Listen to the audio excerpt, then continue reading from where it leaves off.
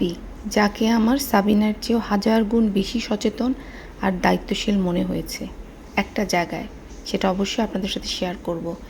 এমন মাকে যার কাছে সন্তান ও সংসার শুধু একটা বোঝার মতোই মনে হয়, তাকে কেবল ধিক্কার নয়, তাকে জুতা দিয়ে পেটানো উচিত। অন্যদিকে রয়েছে তানজু, লোকে তার সাফল্য দেখে হাততালি দিচ্ছে। সাফল্যের পিছনের আসল গল্পটা আমরা সবাই জানি না? কে কষ্ট করলো, কে ঘাম ঝরালো, এই সাফল্যের পিছনে কার পরিশ্রম আছে আর কার কোনো শ্রমই নেই, ঘাম ঝরিয়েছে কারা আর ক্রেডিট করিয়েছে কে, সবই কিন্তু আমরা জানি। তিশা, মিম, এদের সবাইকে নিয়েই বলবো যদি সময় থাকে। ভিডিওটা অবশ্যই দেখবেন, স্কিপ করবেন না। আসসালামু আলাইকুম আপু ভাইয়ারা, আশা করি আপনারা সবাই অনেক ভালো আছেন, নিরাপদে আছেন। আজকের ভিডিওতে অনেক কিছু বলার আছে, শেষ পর্যন্ত দেখার অনুরোধ রইল। যদি ভালো লাগে অবশ্যই একটা কমেন্ট করবেন আর সাবস্ক্রাইব করতে একদমই ভুলে যাবেন না। প্রথমেই আমি আজকে রেহানা রাখিকে নিয়ে শুরু করব আমার প্রথম কথা। তাকে নিয়ে এই যে ইউটিউব বলেন, ফেসবুক বলেন, টিকটক বলেন, যেইভাবে সবাই যুদ্ধের ময়দানে নেমে গিয়ে বিতর্ক শুরু করেছে, সেই বিতর্ক যেন থামার নামই নিচ্ছে না। আমি আমার ভিতর থেকে যা মনে হয়েছে সেটা আপনাদের সাথে শেয়ার করার চেষ্টা করেছি, অবশ্যই আপনাদের মতামত জানাবেন। রাখি যখন বাংলাদেশে ফিরল, আমার কিন্তু প্রথম দিকে ভালোই লাগছিল। ওর ওই আঞ্চলিক ভাষার কন্টেন্টগুলো যেন একদম মাটির গন্ধ নিয়ে আসে, কিন্তু মাঝে মাঝে সেই ফাতরামির মাত্রাটা একটু বেশি মনে হতো মাঝে মাঝে। আবার ভেবেছিলাম যে কত বছর পর সে দেশের মাটিতে পা রাখতে চললো, মা বাবার সাথে নিশ্চয়ই অনেক আবেগ ঘন দৃশ্য আমরা দেখতে পাবো, মায়ের সঙ্গে দেখা, সেই ভালোবাসা। তো মনে হলো যেন যে দীর্ঘদিনের একটা যে প্রতীক্ষিত যে মিলন শব্দ সেটা আমরা দেখব, কিন্তু না, কি দেখলাম আমরা? সেই যেভাবে সরাসরি ঢুকে গেল কন্টেন্ট তৈরির যুদ্ধক্ষেত্রে। মানে প্রত্যেকটা মুহূর্তই যেন তাকে ডলার উপার্জন করতে হবে। মানে যেই টাকা দিয়ে সে কিনা টিকিট কেটে বাংলাদেশে আসছে তার মায়ের সঙ্গে দেখা করতে, সেই প্রতিটা সেকেন্ড, সেই প্রতিটা মুহূর্ত সে যেন ডলার উপার্জনের জন্যই আসছে, এটুকুই মনে হয়েছে। যেভাবে করে পরিবারকে কিন্তু সে কোনো যেটাকে আমরা বলি কোয়ালিটি টাইম, সেটা কিন্তু তাকে আমরা দিতে দেখি। তারপর আসলো সেই মহাযুদ্ধ, সেই ফুলালি রিয়ামণি পর্ব, মাত্র 20টা টাকা।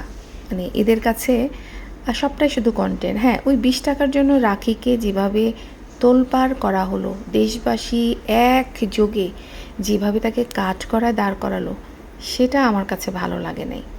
20 টাকা দিলেই পারতো। যখন ভিডিওটা ছেড়েছিল তখন আমার মনে হয়েছে যে হ্যাঁ, 20টা টাকা এমন কি টাকা, এতদিন বিদেশ থেকে আসছে, সে দিলেই পারতো। কিন্তু সেটা যখন অতিমাত্রায় তাকে নিয়ে ট্রলিং করা শুরু করলো, তখন কিন্তু আর আমার কাছে এটা ভালো লাগে নাই। কারণ এটাকে আমার অসুস্থ মানসিকতার একটা প্রকাশ মনে হয়েছে।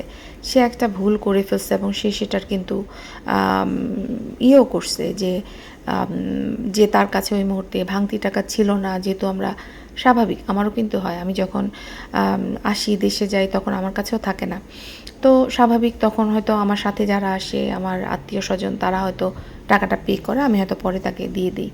কিন্তু নাটকের মোড় ঘুরল যখন রাখি এই ট্রোলিংয়ের পরেই ওই রিয়ামণির জন্য 20,000 টাকার একটা মোবাইল কিনে দিল আর একটা ফেসবুকে পেজ করে দিল। বাস, শুরু হলো আরেক নতুন যন্ত্রণার অধ্যায়। কেন এত ছোট বাচ্চাকে মোবাইল দিল, কেন পেজ দিল, যত রাজ্যের প্রশ্ন, ব্লা ব্লা ব্লা ব্লা ব্লা। রিয়ামণির যেই বয়স, তার থেকেও ছোট বয়সের মেয়েদেরকে কি আমরা ফেসবুকে পেজ খুলতে দেখিনি? একরত্তি মেয়ে, ওর নামটা আমি ভুলে গেছি, তার বাবা মা দুজন মিলেই কিন্তু তাকে কন্টেন্টের মেশিন বানিয়ে দিয়েছে। সেই মেয়েটা ছোট্টবেলা থেকে ভারী মেকআপ করে, রিয়ামণির থেকেও ছোট, 5-6 বছর বয়স হবে মেয়েটার। বিভিন্ন শুটিং করে, মডেলিং করে, তাকে কারো চোখে পড়ে নাই? তার পেজটা কারো চোখে পড়ে নাই? যে আপনাদের দ্বিচারিতা আর কতদিন চলবে এরকম? কত পেজ আমি দেখলাম যে ছোট ছোট বাচ্চা মেয়েদের, একটা পেজে তো দেখি যে মা মুখ ঢেকে মেয়েকে দিয়ে টিকটক করাচ্ছে, নৃত্য করাচ্ছে, সেগুলো আপনাদের চোখে পড়ে না? কই, সেগুলি নিয়ে তো আপনারা কখনো কোনো মাথা ব্যথা নাই। কিন্তু এই যে রাখি, সে একটা রাস্তার মেয়েকে ধরে একটা পেজ খুলে দিয়েছে, এটাই আপনাদের সহ্য হলো না। কারণ রাখিকে নিয়ে এত মাতামাতি আপনাদের হজম হচ্ছে না। বিশেষ করে কিছু ফেসবুকের জ্বলন মাসি আছে, তাদের তো গা জ্বলে গেল। আর গা জ্বলার কারণ কি? এই যে রিয়ামণি, রিয়ামণি রাতারাতি 100K ফলোয়ার পেয়ে গেছে, যেখানে তারা বছরের পর বছর ধরে ঘুটে কুড়িয়েও তাদের সাফল্য পায়নি। এই ঈর্ষার আগুনে তাদের মন শান্ত করতে না পেরে রিপোর্ট মেরে মেরে হিংসা আর ক্ষোভে এই মেয়েটার পেজ উড়াই দিচ্ছে। অনেকেই বলছে মেয়েটাকে কি পড়াশোনা করানো যেত না? হ্যাঁ, পড়াশোনা করতে কয় টাকাই বা লাগতো? কয় টাকা লাগতো? 20,000 টাকা লাগতো না। কিন্তু পেজ খুলে দেওয়ার পরে এই যে রিয়ামণি যে এখান থেকে টাকা ইনকাম শুরু হতো, সেটা দিয়ে কিন্তু মেয়েটার একটা ভালো ভবিষ্যৎ হতে পারতো, ওর পুরা পরিবারের। কিন্তু আপনারা কি চান? মেয়েটা, আপনারা বলছেন ফুলের দোকান দিয়ে দিতে। আচ্ছা, মেয়েটা যে স্কুলের পড়া ছেড়ে সকাল থেকে সন্ধ্যা পর্যন্ত ফুলের দোকানে বসে থাকতো, তখন তার জীবন নষ্ট হতো না? আসলে আপনারা কি চান আপনারা নিজেরাও জানেন না। অথচ দেখেন, একটা পেজ থাকলে মেয়েটা কত ধরনের কন্টেন্ট করতে পারতো। মা কি রান্না করে, স্কুলে যাচ্ছে, স্কুলে কি করছে, সব তুলে ধরে সে অ্যাটলিস্ট একটা অর্থনৈতিক স্বাধীনতা কিন্তু পেত। কিন্তু যেটা ওই জলন মাসিদের পছন্দ হয় নাই। এই যে হিরো আলমের বউ লায়লা, মামুন, এরা কত নোংরা নোংরা কন্টেন্ট করছে। ওরা ছাড়াও, ওরা তো তাও একটু ভদ্র, এছাড়াও আরও কত নোংরা নোংরা কন্টেন্ট হচ্ছে। কই তাদের পেজ তো আপনারা রিপোর্ট মারতে দেখলাম না কখনো। কিন্তু রিয়ামণির পেজ কেন উড়ালেন? কারণ একটাই, আপনারা নিতে পারছেন না। কারণ ওই রাস্তার মেয়েকে ফেসবুকে একটা পেজ খুলে দিয়ে তাকে দ্রুত সফলতা দিয়েছে। আর সবচেয়ে বড় কথা, ওই যে রেহানা রাখি আপনাদেরকে বুড়ো আঙ্গুল দেখায় বলছিল না, এই যে নেন আপনাদের কলিগ, রিয়ামণিকে আপনাদের কলিগ করে দিলাম, এটাই আপনাদের সহ্য হয় না। আমরা বাঙালি জাতি এতটাই নিকৃষ্ট যে কারো উত্থান দেখতে পারি না। বিভিন্ন ইউটিউব চ্যানেল থেকে, ফেসবুক পেজ থেকে এখন চলছে বিশাল বীরত্বের মহড়া। সবাই মাইক হাতে নিয়ে বসে বলছে, আমি হলে এই করতাম, আমি হলে সেই করতাম, আমি হলে ওর সমস্ত পড়াশোনার দায়িত্ব নিয়ে নিতাম, আমি হলে ওকে একটা ফুলের দোকান করে দিতাম, আমি হলে সেই করতাম। সবাই নিজেদের মহান সংকল্প নিয়ে বসে আছে। কিন্তু এই যে আমি হলে কি করতাম, এর ভিড়ে কেউ কিন্তু কিছু করে দেখায় নাই। শুধুমাত্র ফাঁকা বুলি। উনি বলে না যে কি যেন বলে, একটা কথা আছে যে ভাঙা কলসি বাজে বেশি, ওইটা হচ্ছে কথা। ওরা কিন্তু কেউ কিছু করতে দেখায় নাই, শুধু মুখ দিয়ে বড় বড় কথা বলছে। যেহেতু রাখি করে দেখাইছে, সেটা তাদের সহ্য হয় নাই। আমরা সবাই অনেক কথা বলতে পারি, অনেক গল্প দিতে পারি, কিন্তু কাজ করার বেলায় কেউ কিন্তু করি না। দেখেন, রেহানা রাখি সে একজন কন্টেন্ট ক্রিয়েটর, এটা তার পরিচয়। তার নিজের পেজ বা চ্যানেলের ভিউ বাড়ানো, টাকা ইনকাম করা, এটা কিন্তু তার প্রধান উদ্দেশ্য অবশ্যই থাকবে, এটা নিয়ে কোনো বিতর্ক নেই। কিন্তু তার এই ধান্দার পাশাপাশি সে যে একজনকে পেজ খুলে দিয়েছে, এই কাজের জন্য তাকে অবশ্যই প্রশংসার দাবিদার তাকে করতেই হবে। কতজন আছে এই ইন্ডাস্ট্রিতে যারা নিজের চ্যানেলের পেজ রিচ বাড়ানোর জন্য অন্য কাউকে উপরে উঠিয়ে দেয়? হ্যাঁ, রাখি নিজের পেজের রিচের পাশাপাশি আরেকটা রাস্তার মেয়েকে একটা আর্থিক স্বাধীনতার পথ দেখিয়ে দিয়েছে। আমরা কজন দেখি এরকম কাউকে সিঁড়িতে তুলে দিতে? হ্যাঁ, আমরা একজনকে দেখেছি, সেটা হচ্ছে লায়লা, যে মামুনকে রাস্তা থেকে তুলে এনে রাতারাতি স্টার বানিয়ে দিয়েছিল। অসুবিধা কি যদি কারো ধান্দা একটা অসহায় মেয়ের জীবনে আলো নিয়ে আসে? তাহলে আমার কাছে তো এটা কোনো খারাপ কিছু মনে হচ্ছে না। অন্যদিকে আরেকজন কন্টেন্ট ক্রিয়েটর কিন্তু আছে যে কিনা হিজাব পরে ধর্মীয় আবরণে থাকে, কিন্তু সে তার পেজের ফলোয়ার বাড়ানোর জন্য, রিচ বাড়ানোর জন্য তাদেরকে উপহার হিসাবে উমরা করতে নিয়ে যাওয়ার লোভ দেখানো হয়েছে। এটা কি ঠিক?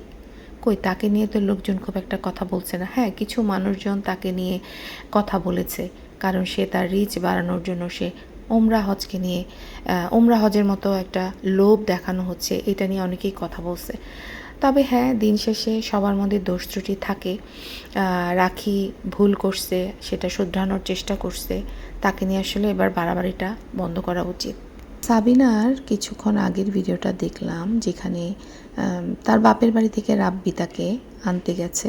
তো খুব ভালো কথা। সেখানে অবশ্যই সাবিনা কখনো ভাবতেও পারে নাই যে একদিন কোনো দিনও গাড়ি কিনতে পারবে আর সেই গাড়িতে চড়েও ঘুরতে পারবে। তো রাব্বি যখন সবাইকে ঠিকঠাক করছিল, আবার ওইখানে চ্যাপা শুটকির মাকেও ওরা বাসায় পৌঁছায় দিয়ে আসছে। সাবিনা যেটা করলো, তার মেয়েকে নিয়ে, মান্নাতকে নিয়ে সোজা গাড়ির সামনে চলে গেল। আর পিছনে বসলো মরিয়ম আর ওই যে অপরিচিত ছেলেটা, আমি জানি না ওদের কী হয়, মামা হোক আর যাই হোক, আপন মামা তো না, আপন মামা হলেও সেটা বিশ্বাসযোগ্য না। আর সম্ভবত ছিল হচ্ছে ওর শাশুড়ি, মানে চাপা শুটকির মা ছিল, কিন্তু চাপা শুটকির মা কিন্তু একটু কিছুক্ষণ পরেই নেমে গেছে। তো রাব্বি যখন দেখলো যে সাবিনা ওর পাশের সিটে বসছে, তখনই কিন্তু রাব্বি চিৎকার করে উঠছে। এই চিৎকারটা কিন্তু রাগ না, আমার মনে হচ্ছে ওর মধ্যে একটা ভয় বা ওই যে দায়িত্ব পরায়ণ একটা ছেলে মনে হয়েছে আমার এই কারণে, যে এখানে কেন বসছেন। মানে রাব্বি সরাসরি বলতে পারতেছিল না যে আসলে পিছনে যে সিটে যে ছেলেটা বসে আছে সেই ছেলেটা হতে পারে না যে মরিয়মকে ব্যাড টাচ করবে বা মরিয়মকে মলেস্ট করবে পিছনে বসে। সাবিনার মতো এই মহিলার কি কখনো মাথায় আসবে কি হচ্ছে পিছনে? মানে যেই নারী, যেই মহিলা গোবরের মাথা নিজের চাহিদা নিয়ে যে হিমশিম খায়, সে কি করে তার মেয়ের বিপদ টের পাবে, যেখানে সে বিপদের মধ্যেই মেয়েকে রেখে চলাফেরা করে। তাই বলি যে এই যে শত্রুকেও যেন আল্লাহ এরকম মা না দেয়, পদ্মাচরের এই যে 3 মা, এদের মতো যেন কাউকে না দেয়। সাবিনা, তার কাছে এই সংসারটা মনে হয় যে 2 দিনের মেলা। 2 দিন পর পরই বাপের বাড়িতে যায়, মানে একদম নিয়ম করে যায়, সেখানে গিয়ে শাক টোকায়, সেই শাক তো পেটে গিয়ে 2 দিন পরে বেরিয়ে যায়, তাই না? তাহলে সন্তানের ভবিষ্যৎ নষ্ট করে এই যে তারা শাক খাওয়ার জন্য যায়, এত পাগল পাগল হয়ে যায় শাক ভর্তা খাওয়ার জন্য, এটা কতটুকু গ্রহণযোগ্য বলে মনে হয় আপনাদের জানি না। এখন তো আবার দেখলাম নতুন নাটক শুরু হয়েছে, মুরগি তো আগেই ছিল, এবার আবার একটা অবলা বিড়াল নিয়ে আসছে।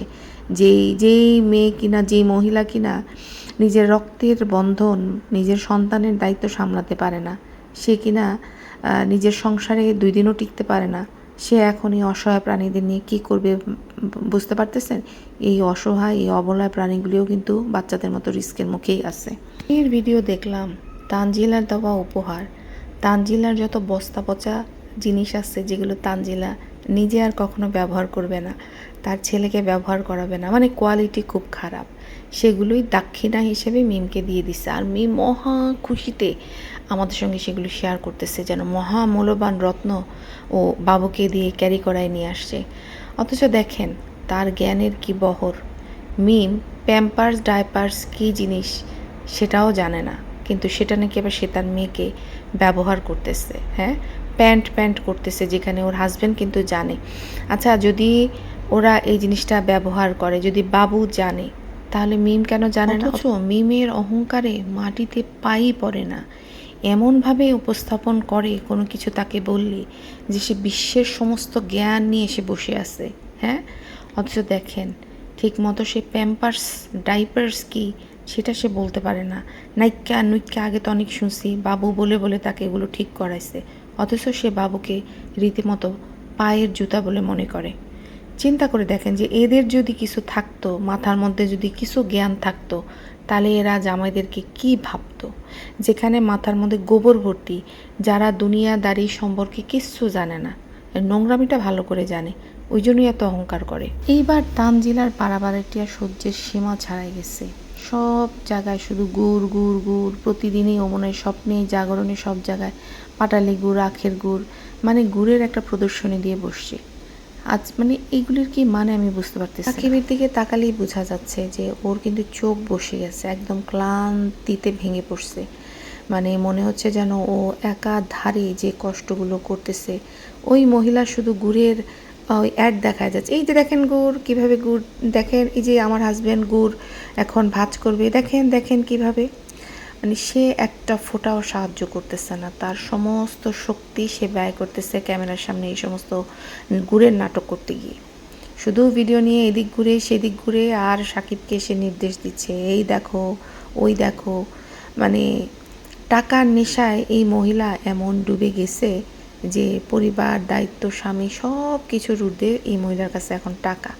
খুব বেশি দিনের অপেক্ষা না, দেখবেন যে এই টাকার ক্যারা ক্যারা করতেছে না, দিনরাত ঘুরতেছে, এই নেশাই তাকে একদিন পাগলখানায় নিয়ে যাবে। কারণ সে কাউকেই পরোয়া করে না, না নিজের বাচ্চা, না নিজের স্বামী, একদম মায়ের মতো হয়েছে। মা যেমন শুধুমাত্র নিজেকে নিয়ে বাঁচে, হ্যাঁ আমরা শুনি যে সন্তানের জন্য না, নিজের জন্য আগে বাঁচো তারপরে, কিন্তু ভাই সন্তানের দায়িত্ব তোমাকে দেওয়া হয়েছে, দাদা দাদিকে দেওয়া হয় নাই, এর জন্য আল্লাহর কাছে জবাবদিহি করতে হবে। আজকে যে বাচ্চাটার জন্য টাকা জমাচ্ছে, চিন্তা করে দেখেন কত রকম। আমার মনে হয় এই মহিলা, এই তানজিলা এত বড় লোভী, এত বড় অসভ্য মেয়ে, আমার মনে হয় শ্বশুরের কাছ থেকে প্রতিদিনই ও 100 টাকা করে নেয়। এটা বলে যে এই যে আপনি যে দোকান দিচ্ছে, আপনাকে 20,000 টাকা দিয়ে দোকান করে দিচ্ছি, আপনি কিন্তু প্রতিদিন আপনার নাতির জন্য জমাবেন। এই জমায় জমায় আপনার নাতিকে এই করে দিব। এই শ্বশুরকে এইটা বলে সে ম্যানিপুলেট করে এই টাকাগুলো সে জমাচ্ছে। ছেলের জন্য কি করবে? যেই মা নিজের সন্তানকে নিজের বিছনায় শুইতে দেয় না, যে মা নিজের সন্তানকে কোলে পর্যন্ত নেয় না, সে মনে করেন এই টাকা দিয়ে বাচ্চার জন্য করবে, যা করবে নিজের জন্যই করবে। এবার আসি ওই পরিবারের আরেকজন চাপা শুটকি, দুর্গন্ধ ছড়ানোই যার কাজ। আর এই মহিলা যত দেখছি ততই মনে হচ্ছে যে এই পরিবারে আসারই যোগ্য। মাত্র 2 দিন আগে তার স্বামী তার মেয়ের জন্মদিনে তাকে কিন্তু চেইন গিফট করেছিল তাকে খুশি করার জন্য। এত কিছু করার পরও তার ভিডিওতে মাত্র 4 থেকে 5,000 ভিউ হয়েছিল। কিন্তু যেই স্বামীকে বিক্রি করতে বসে অমনি দেখবেন ভিউয়ের বন্যা, 10,000 ছাড়ায় যায়, 17,000 ছাড়ায় যায়। কেমন চাহিদা চিন্তা করেন, এটা কিন্তু দর্শকদের চাহিদা। এই জন্যই কিন্তু ও বিক্রি করতে বসে। ও স্বামীকে রীতিমতো পণ্য বানায় ফেলছে। স্বামীর প্রতি না আছে সম্মান, না আছে কোনো সম্পর্কের মর্যাদা, টাকার কাছে সব নিলামে তুলছে এরা। কিন্তু আমার কাছে খুব অবাক লাগে যে কিছু দর্শকদেরকে নিয়ে সত্যি আফসোস হয়। কিছু আবল দর্শক এখনও তার এই ভণ্ডামি বুঝতে পারছে না, এখনও তাকে সহানুভূতি জানাচ্ছে। মানে এরা এখনও বিশ্বাস করতেছে এই সস্তা নাটক। তো যাই হোক, আশা করি এদের এই অন্ধবিশ্বাস একদিন ভাঙবে। কবে ওরা বুঝতে শিখবে যে এই বেটি আসলে টাকার লোভে সব কিছু বিক্রি করতে পারে। সবাইকে ধন্যবাদ। আল্লাহ।